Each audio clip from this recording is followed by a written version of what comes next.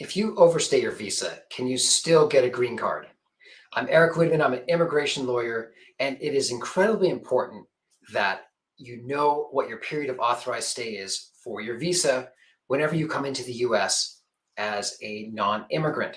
If you're not a citizen, you need to know what your status is. And if you have a visa, you definitely need to know how long your period of authorized stay is for. So that's listed out on an I-94 card, which is now available online with the CBP website. So as soon as you enter into the United States, double check what your period of authorized stay is as it's listed on the I-94, because it's sometimes wrong. Sometimes it is listed for too short of a period, sometimes too long. It can be different from what you expect, and there are errors. So you need to make sure you're complying with your period of authorized stay, because that affects your eligibility to adjust status later. It affects your ability to change your status.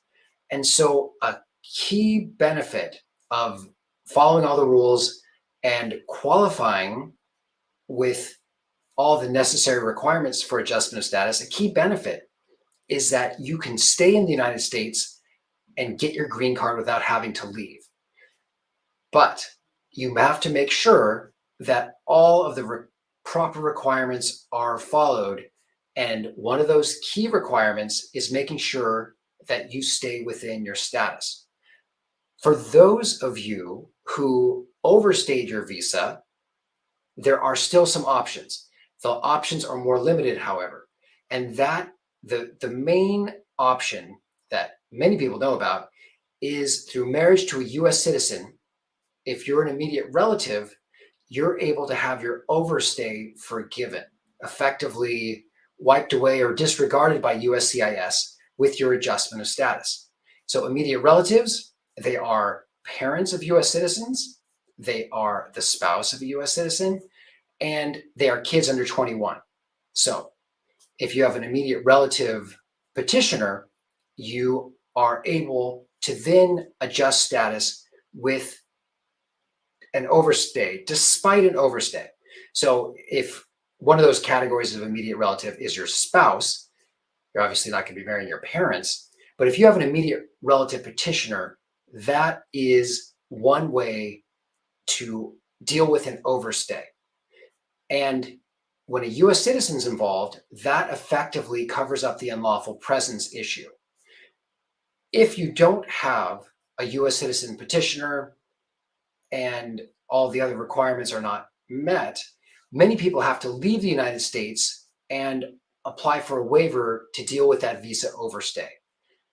The various waivers are the I-601A or 601 waiver, and those requirements for those waivers are much more extensive than a simple, straightforward adjustment of status.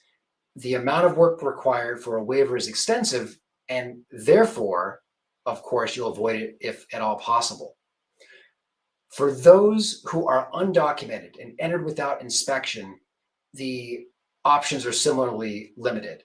And there's really no way to adjust status without doing an I-601A waiver, even if you're married to a US citizen.